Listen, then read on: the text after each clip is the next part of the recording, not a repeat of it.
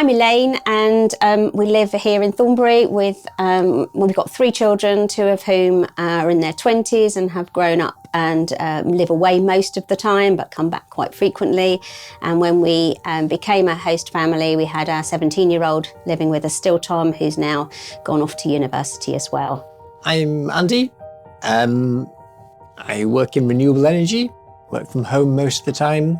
I think being a host and looking back over the last 18 months has been an absolute privilege for us. I think the reason that we got involved was, like everybody, we were appalled at what was going on in Ukraine. We realised that the Ukrainian people were people just like us. They just happened to be, the wrong things were happening at the wrong time. Yeah, it just felt like the right thing to do. The world can seem a very bad place at times, and sometimes you feel like you want to make a difference, but you don't quite know where to start. So this is a practical way that we could do something. So I think it's been a mixture of sort of organisational and social adaptation. So there were a lot of administrative things to do. So you helping get bank accounts set up and dealing with the various government agencies and helping with insurance. Anybody would need help with it if they've just come to the UK from the sort of the social point of view.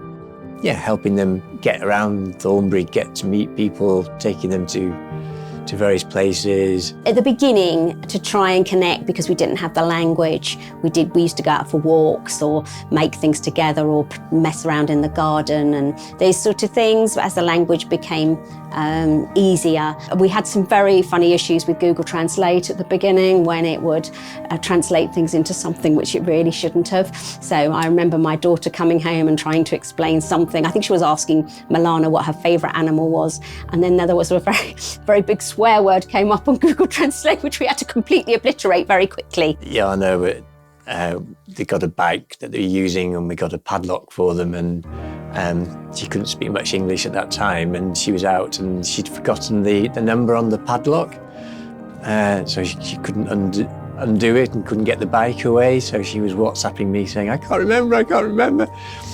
And then I eventually remembered myself and I said, WhatsApp this number back, and I said, try that, and then it came back, yes, and it was just lovely. It was just such a natural reaction and just a typical strange thing of like, emergency, what do we do? And it was just so nice that we sorted it out. We had a few language things as well. So Jana was thinking, I was saying I'm going to get some flour for the cake, and she couldn't understand why on earth we wanted to put flowers in the cake, until we realised that flower, though she was thinking of the garden flowers and why we were going to try and make a cake out of garden flowers. And then once I was saying, oh, come on quickly, we're going to miss the train. And Milana said to me, who's Mrs. Train? So you suddenly realise how many sort of idiosyncrasies there are in the English language and how many things sound like other things. It's a big decision, and I think it's really important that you think it through, that you talk about it with everybody in the family is on board with it, because it does affect everybody, but I think it affects everybody in a really positive way. So when our girls come back from university, they were really pleased to see Milana and want to play with her and things. But at the same time, Jana and Milana have done a lot of things by themselves as well. So I think it's really important as a host family to give independence to your guests. Milana, who couldn't speak any English and seemed like a very shy Ukrainian girl when she arrived, to watch her English and to be fluent by 3 or 4 months in, and don't be put off by the language, because that comes really quickly.